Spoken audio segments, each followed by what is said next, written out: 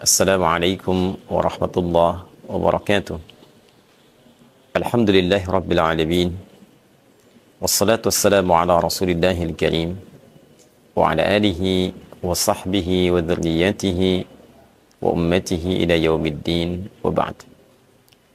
Saudara-saudariku, semoga kita semua sampai dengan detik ini, di sore hari ini menjelang berbuka waktu Indonesia bagian barat, senantiasa mendapatkan kemuliaan di sisi Allah Subhanahu wa taala, diberikan kesehatan terbaik, dan tentu yang paling kita harapkan diterimanya amal ibadah kita yang telah kita rangkai sejak awal menunaikan ibadah puasa sampai detik ini. Insyaallah, amin ya rabbal alamin.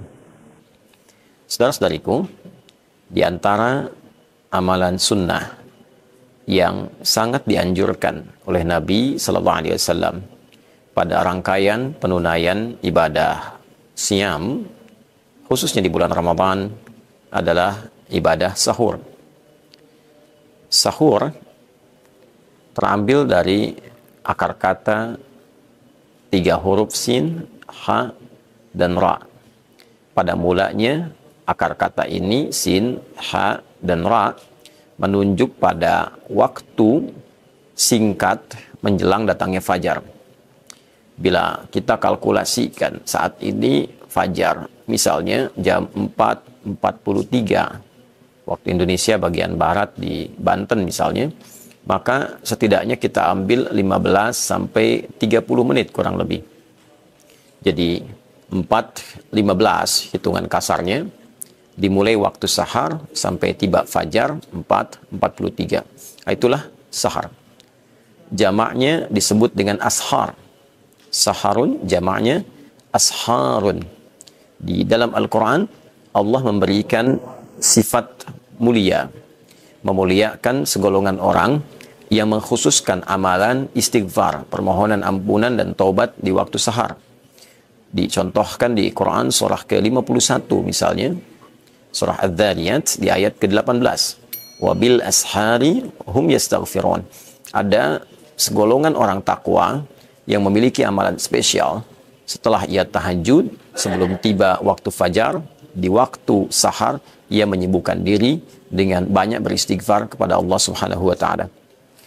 Allah juga mengelompokkan orang-orang yang gemar beristighfar di waktu singkat menjelang fajar pada kelompok yang spesial, bahkan disandingkan dengan orang-orang yang memiliki kekuatan sabar dalam menghadapi musibah, orang-orang yang gemar berinfak, orang-orang yang khusyuk dalam ibadah. Di Quran surah ke-3 Ali Imran di ayat ke-17 kita mendapati keterangan itu. Misalnya saat Allah berfirman, as-sabirina was-sadiqina wal-qanitina wal-munfiqina wal-mustaghfirina bil ashar. Ada golongan orang-orang yang imannya cukup kuat.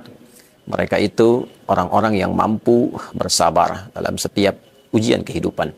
Orang-orang yang mampu membenarkan dan mengamalkan setiap apa yang Allah dan Rasulnya beritakan. Orang-orang yang khusyuk dalam ibadah. Orang-orang yang gemar berinfak. Dan orang-orang yang giat beristighfar, memohon ampunan pada Allah di waktu sahar. Sahar, waktu singkat menjelang fajar. Aktivitas yang dikerjakan di waktu sahar disebut dengan sahur namanya. Sekali lagi, aktivitas yang dikerjakan di waktu sahar disebut dengan sahur. Karena itu, jika disandingkan aktivitas ini dengan makan sebelum menunaikan ibadah puasa, menjadi bagian sunnah yang diisyaratkan juga dalam Al-Quran. Misal di surah Al-Baqarah ayat 187 di penghujung ayatnya, jika kita mengambil keumuman maknanya, wa kulu washrabu hatta yatabayyana lakumul khaytul abyadu minal khaytil aswadi minal fajr. Makan dan minumlah engkau, dipersilahkan senyamannya sampai tibalah waktu fajar itu muncul, ditandai dengan benang putih yang membelah kegelapan malam. Ini satu kata kiasan seperti cahaya yang membelah fajar shadiq yang menghilangkan kegelapan malam, menandai bahwa malam telah dibelah, hilang malam, muncul kemudian fajar. Makan dan minum senyamannya. Sekalipun ayat ini diturunkan untuk juga memberikan satu perbedaan dari kebiasaan orang-orang ahli kitab yang dahulu umumnya mereka puasa tidak makan sahur terlebih dahulu. Atau juga sebagian dari kalangan ahli kitab yang mereka menunaikan puasa sampai dengan malam harinya. Sehingga sahabat banyak berdiskusi, apakah puasa Ramadan ini sama seperti orang-orang terdahulu? Maka Allah menurunkan ayat ini untuk memberikan penguat bahwa puasa cukup ditunaikan dari fajar sampai dengan maghrib. Adapun ba'da maghrib silahkan makan, minum senyamannya sampai menjelang fajar. Di antara aktivitas makan, minum menjelang fajar itulah yang disebut dengan sahur. Anda boleh makan ba'da maghrib, Anda boleh makan ba'da isya, tapi kalau Anda makan, minum menjelang fajar di waktu sahar, maka itu disebut dengan sahur. Dalam sahur, Nabi SAW memberikan satu keistimewaan yang sekaligus menjadi rahasia bagi amalan istimewa ini. Penjelasan itu diantaranya didokumentasikan oleh Al-Imam Al-Bukhari dalam kitab sahih beliau, dalam topik As-Siyam. Terdapat 97 topik dalam sahih Al-Bukhari. Di topik kitab As-Siyam, topik tentang puasa, nomor hadis 1923 dari sahabat Anas bin Malik radhiyallahu taala anhu dari Nabi sallallahu alaihi wasallam. Beliau bersabda, "Tasahharu fa inna fis sahuri barakah." Tasahharu, makan sahurlah kalian. Makanlah kalian di waktu sahar sebelum kalian menunaikan puasa. Demikian penjelasan sabda Nabi sallallahu alaihi wasallam. Fa inna fis sahuri barakah. Kenapa ya Rasulullah? Maka sungguh aku tegaskan, kata Nabi, makan di waktu sahar itu mengandung keberkahan. Nah, ini rahasianya. Jadi ada keberkahan yang didapatkan pada aktivitas makan di waktu sahar menjelang berpuasa. Umumnya orang mendapati waktu ini waktu paling nyaman untuk beristirahat, tidur, menunggu datangnya fajar.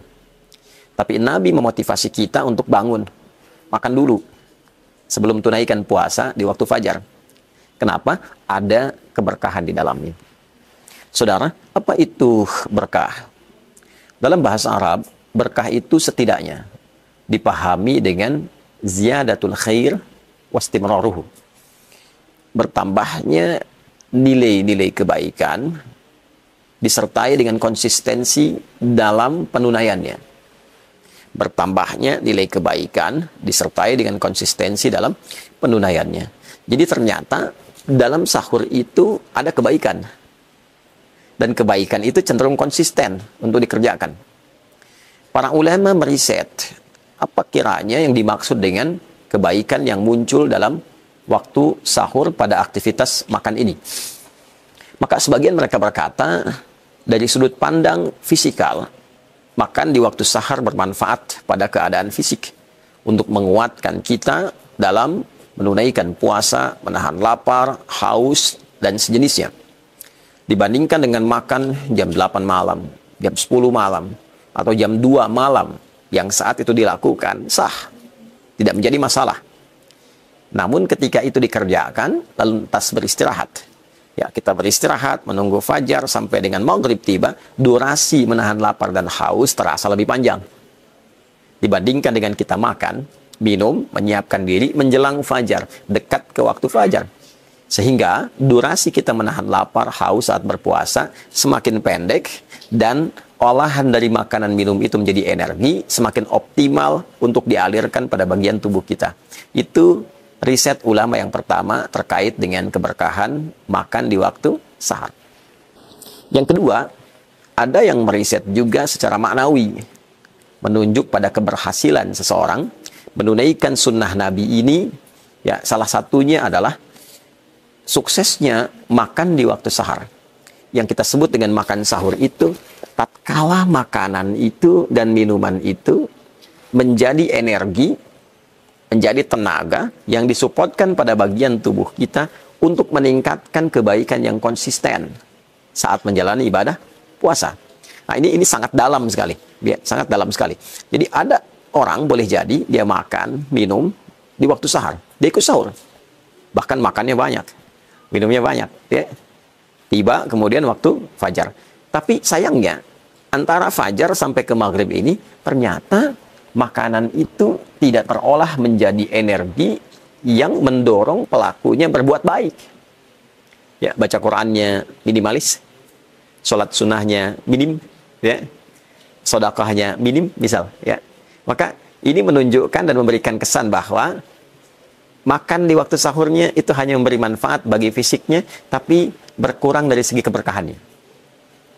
Sebaliknya, jika makan itu benar, yang dimakan halal, kan? Cara mendapatinya halal, thayyib, kualitasnya benar, menyehatkan buat tubuh, walaupun sedikit yang dimakan, maka ciri keberhasilan sahur itu dia bisa menghasilkan energi yang meningkatkan pelakunya untuk bisa bersemangat menunaikan ibadah dan ragam kebaikan lainnya. Ya, dia makan, dia sertai dengan istighfar. Begitu dimulai waktu puasa, yang terjadi bacaan Quran dia meningkat, zikir dia meningkat, istighfar dia meningkat, sholat dia meningkat, bekerjanya semangat. Ya, dulu waktu ada operasi militer, ya, di zaman Nabi, Perang Badar itu kan berlangsungnya di waktu puasa. Dan banyak sekali operasi-operasi militer dalam konteks bertahan ketika diserang oleh musuh pada umumnya, itu banyak terjadi di waktu puasa. Ya, bahkan kemerdekaan kita Indonesia, jangan lupa, kita merdeka, Negara Kesatuan Republik Indonesia mendapatkan kemerdekaannya itu di waktu Ramadan. Dan deklarasinya hari Jumat, ya, di bulan Ramadan. Jadi sesungguhnya makan sahur itu melahirkan energi yang luar biasa untuk segala perbuatan baik. Fisik baik, intelektual baik, spiritual baik. Itulah yang dimaksud fa inna fis sahuri barakah. Untuk itu, ada baiknya di detik ini kita mencoba mengevaluasi, saya pribadi, kita semua. Pertama, saling mendoakan. Kedua, saling mengevaluasi pada diri kita. Apakah dalam sahur itu sekedar makan, sekedar minum, atau dalam sahur itu ada sunnah yang berlaku, ada keberkahan yang bekerja, mendorong kita untuk terus semangat dan optimis berbuat kebaikan. Yang terpenting di balik itu semua adalah niat kita mengerjakan sahur untuk mengikuti sunnah Nabi Sallallahu Alaihi Wasallam. Jadi kalau ada yang bertanya bagaimana caranya kita mengonversi sahur sehingga jadi energi yang baik, pertama niatkan untuk mengikuti sunnah Nabi Sallallahu Alaihi Wasallam. Yang kedua, yang paling penting adalah berdoa kepada Allah, minta supaya diberikan kemampuan, ditolong oleh Allah yang dengan itu bisa meningkatkan ibadah kita. Di antara doanya, Allahumma a'inni ala dzikrika wa syukrika wa husni ibadatik. Ya Allah, mohon tolong hamba untuk meningkatkan zikir kepadamu, banyak bersyukur kepadamu, meningkatkan ibadah kepadamu. Ya, barangkali ini yang bisa disampaikan dalam edisi Aku Suka hari ini. Semoga bermanfaat. Maafkan saya, Adi Hidayat dari Mira untuk semua. Allahumma taqabbal minna innaka antas sami'un alim wa tub 'alaina innaka antat tawwabur rahim.